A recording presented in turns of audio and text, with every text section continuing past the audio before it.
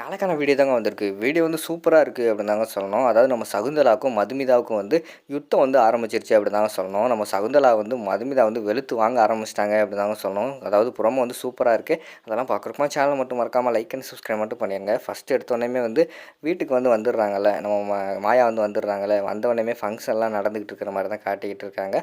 அப்போ வந்து அவங்க மனசுக்குள்ளேயே யோசிச்சுக்கிட்டு இருக்காங்க, என்ன பண்ணுறது, நம்ம மாசமாவே இல்லை, ஆனால் வீட்டில் வந்து எல்லாருமே நமக்கு வந்து மாசமா இருக்குன்னு சொல்லிட்டு இப்படி வந்து இவங்க ஃபங்க்ஷன் எல்லாம் கொண்டாடிக்கிட்டு இருக்காங்க. சப்போஸ் நம்ம மாசம் இல்லைன்னு பின்னாடி தெரிஞ்சுச்சுன்னா என்ன ஆகும் அப்படி சொல்லி யோசிச்சுக்கிட்டே இருக்காங்க.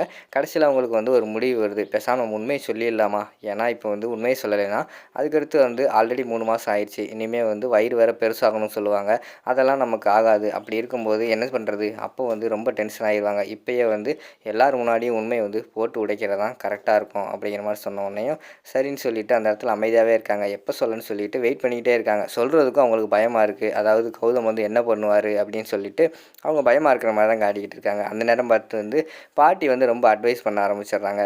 மாசமாக இருக்கிற பொண்ணு அப்படி பண்ணக்கூடாது, இப்படி பண்ணக்கூடாது, மெதுவாக தான் நடக்கணும், ஓடக்கூடாது, பைக்கில் எல்லாம் மெதுவாக போகணும், குழியிலெல்லாம் அப்படி இப்படின்னு நிறைய சொல்லிகிட்டே இருக்காங்க.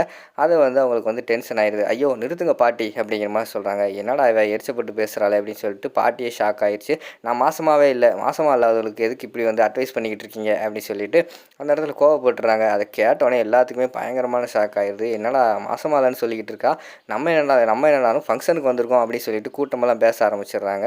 அந்த இடத்துல வந்து பாட்டிக்கிட்ட கேட்க ஆரம்பிச்சிடுறாங்க, என்னம்மா உங்கள் பேத்தி வந்து இப்படி சொல்லிக்கிட்டு இருக்கா, மாசமா இல்லைன்னு சொல்லிக்கிட்டு இருக்கா, ஆனால் நீங்கள் என்னைய வந்து ஃபங்க்ஷனுக்கு கூப்பிட்ருக்கீங்களே, இது என்ன அப்படின்னு சொல்லிட்டு எல்லாருமே கேட்க ஆரம்பிச்சிடுறாங்க. இருங்க இருங்க ஒரு நிமிஷம், எனக்கே ஒன்றும் புரியலை அப்படின்னு சொல்லிட்டு அவங்க அந்த இடத்துல கேட்டுக்கிட்டு இருக்காங்க. சரின்னு சொல்லிட்டு கடைசியில் வந்துட்டு நம்ம இவங்க வந்து உண்மையை சொல்கிறாங்க. மாயா வந்து நான் வந்து பியூட்டி பார்லருக்கு போகிறேன்னு சொல்லிட்டு பொய் சொல்லிட்டு ஹாஸ்பிட்டல் தான் போனேன், ஹாஸ்பிட்டலில் போய் என் கருவை கலைச்சிட்டேன் அப்படிங்கிற மாதிரி சொல்கிறாங்க.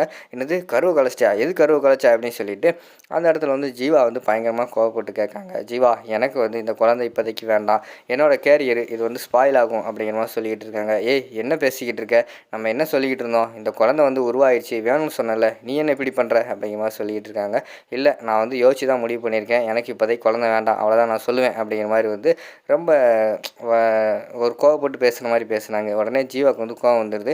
எவ்வளோ தைரியம் இருந்தால் இப்படி பண்ணுன்னு சொல்லிட்டு அடிக்க போகிறாங்க. அதுக்கு முன்னாடி நம்ம இவர் இருக்கார்ல, கௌதம் வந்துடுறாரு. கௌதம் வந்து இங்கிட்டு இழுத்து போட்டு டம்முன்னு கன்னத்திலே 4 ஒப்பு வச்சிடுறாங்க. வச்சவொடனே கண்களை நின்றுக்கிட்டு இருக்காங்க. எவ்வளோ தைரியம் இருந்தால் என்கிட்ட சொல்லாமல், வீட்டில் பெரியவங்க இருக்காங்க, அப்பா அம்மா கிட்ட சொல்லாமல், ஏன் உங்கள் ஹஸ்பண்டுக்கிட்ட சொல்லாமல் கூட நீ இப்படி ஒரு பொய் சொல்லிட்டு போய் பண்ணியிருப்ப, எவ்வளோ தைரியம் இருக்கும் உனக்கு அப்படின்னு சொல்லிட்டு அந்த இடத்துல வந்து அடித்து சொன்ன உடனே அவங்க வந்து அழுதுகிட்டே நிற்காங்க.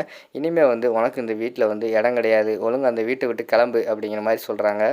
அண்ணே என்னென்ன சொல்கிறீங்க அப்படின்னு சொல்லிட்டு மாயா வந்து கேட்குறாங்க. ஆமாம், இந்த உலகத்தில் வந்து எத்தனை பேர் வந்து குழந்தை இல்லாமல் கோயில் குளமாக அலைஞ்சிக்கிட்டு ஆஸ்பத்திரி போயிட்டு வந்துக்கிட்டு இருக்காங்க, உனக்கு வந்து குழந்தை வந்திருக்கு, அப்படி இருக்கும்போது நீ ஏன் இப்படி பண்ண, அவன் வந்து தனக்கு சொந்தம் இல்லையே, குழந்தை இல்லையே, நமக்கு ஒரு வாரிசு இல்லையே அப்படின்னு சொல்லிட்டு ஏங்காத காலம் கிடையாது. நான் அன்புக்காக ஏங்கின காலம் இருக்குது. அப்படி இருக்கும்போது நீ இப்படியெல்லாம் பண்ணலாமா, எனக்கு வந்து சுத்தமாக பிடிக்கல, இனிமேல் வந்து நீ இந்த வீட்டில் இருக்காத, தயவுசெய்து வெளியில் போயிரு அப்படின்னு சொல்லிட்டு கத்த ஆரம்பிச்சிடுறாங்க.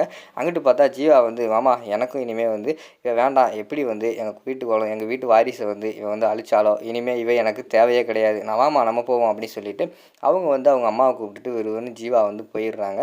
அடுத்து பார்த்தா இவங்க சகுந்தலா தான் சொல்கிறாங்க, ஏப்பா என்னப்பா இப்படியெல்லாம் பேசிக்கிட்டு இருக்க, என்ன இருந்தாலும் அவள் வந்து உன்னோட தங்கச்சி தானே, இப்படிலாம் பண்ணலாமா அப்படிங்கிற மாதிரி சொல்கிறாங்க. அம்மா நான் முடிவெடுத்தா தான், எப்படி இத்தனை பேர் இருக்கோம், யார் பேச்சுமே மதிக்காமல் அவள் போய் இந்த ஒரு காரியம் பண்ணியிருக்கா, நான் என்னென்னலாம் யோசிச்சு வச்சுருந்தேன், எவ்வளோலாம் நான் வந்து கணக்கு போட்டு வச்சுருந்தேன் தெரியுமா, நல்ல கனவு காண வச்சுருந்தேன், இப்போ இப்படி பண்ணிட்டா அப்படின்னு சொல்லிட்டு அவங்க அந்த இடத்துல இருந்து ஒருவருன்னு வீட்டுக்குள்ளே போயிடுறாங்க. என்கிட்ட யாரும் பேசாதீங்கன்னு சொல்லிட்டு, இருப்பா அப்படின்னு சொல்லிட்டு பின்னாடியே வந்து சகுந்தலா போகிறாங்க. நில்லுங்க நீங்கள் எங்கே போகிறீங்க அப்படின்னு சொல்லிட்டு மதுமிதா வந்து மாசா என்ட்ரி கொடுக்காங்க.